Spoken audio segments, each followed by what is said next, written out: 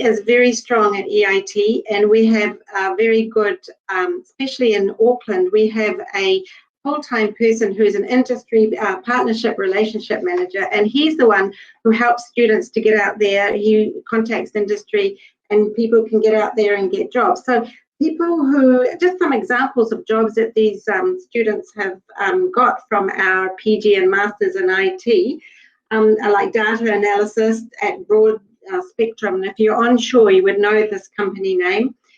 Business analysis, senior IT consultant, and all that sort of thing. I'm not an IT person myself, but I know these are really good professional jobs that students have managed to get. So these are the because we've got the post. Sorry, these are the jobs that your students have graduated into, right? So these are placements. These are the jobs. Correct. These are the jobs the students have already been placed in. There's a whole list of them here. I won't bore you with the list, but I'm showing this is an example of what our students are able to go out and get and are already in these jobs. So the IT, the business applied management, digital business, and logistics supply chain are all very popular programs with our subcontinent students as well as Filipinos. So with the IT courses, I know that there's the bachelor's degree, and then there's the master's, and there's the grad dip. I'm specifically interested in the bachelor's and the master's. So there's a lot of people in New Zealand that were placed and they were working that had previously done maybe, IT courses, and they are now looking at upskilling because the job that was there is no longer there. And so master's is, the option that they would be looking at. So my question to you with master's is, one, how does a student know if the course is going to be 1.5 years or 2 years? Because they kind of need to plan their funds. So they need to know this from the outset. Yeah, so again, it depends on their background, all right? So if you're coming from a computing degree, then you can get into a postgrad or a master's, okay? If you do have to have some technical degree and background in computing. Unlike business is a bit different. You can come from a related field, but in IT, you do have to have that background. Again, for 1.5 year masters, you come in with a B average. If it's 2-year masters, then it's a completion of your degree.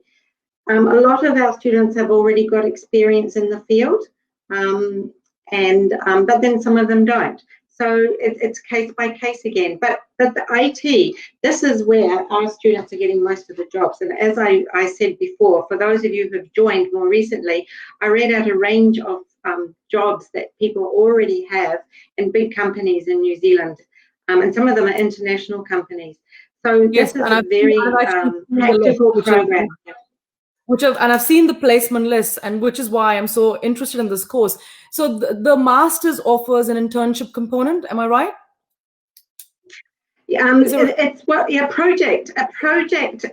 We call an internship where you have an internship and a degree because you need the time for an internship. An internship is a whole semester out in a company. So the final semester of the degree, you work with the company, you go to the company every day and you do a project and you come back and you present it. That is a fully fledged internship at EIT.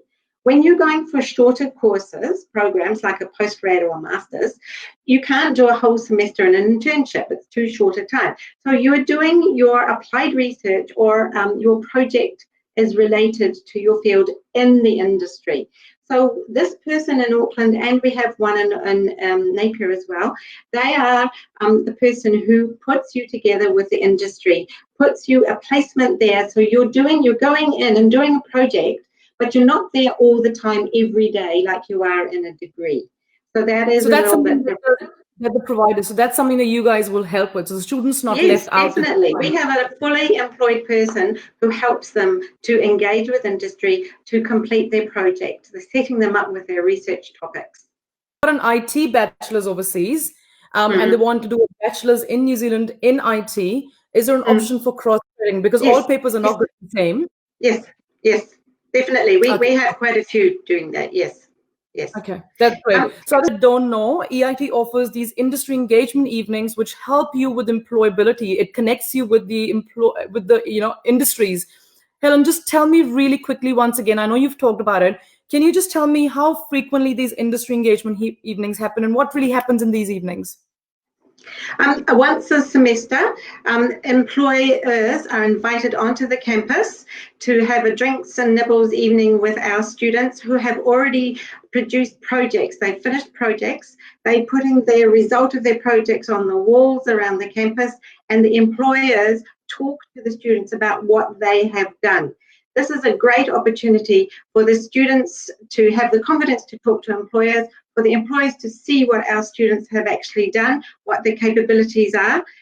Few of them, 4 of them, do a presentation, and this is the intermingling between the employer and you are the essentially potential of our connecting the students. employers and the students, isn't it? So you are actually That's essentially correct. bringing them Correct. together. I think Yes. that's exactly what students need, isn't it? These people are employable and they just need that knock on the door, that first foot into the door, which EIT is providing. I think that's fantastic. And AIMS Global has been one of those associations that have given so many opportunities to people and work so closely with us institutions. And so I highly recommend them, and I know that you will all now be able to have a lot more questions answered by talking to AIMS Global. Thank you very much. In terms of intake, I do know that, Helen, EIT offers more intakes than just July and Feb, am I correct? We have 8 intakes in a year. 8 intakes, so 4 in Auckland and 4 in Napier. Yeah, for health science, business, and IT. So would that be Feb, May, July? I'm just making it up. November? Is that what happens?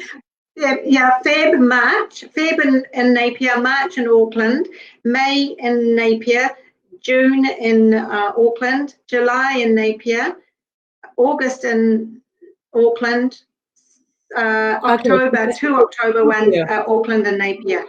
Yeah. And so that's really good because a lot of people have got their visas expiring on the 25th of September, which have been extended due to the epidemic notice. And so they've got that, right. Either the August intake, if you want to be risk averse and apply sooner, or you've got the October intake, which can suit you. So those are the 2 options for onshore people. Yeah, 2 October intakes, earlier one and a later one. Earlier one in Napier, a later one in Auckland. Okay.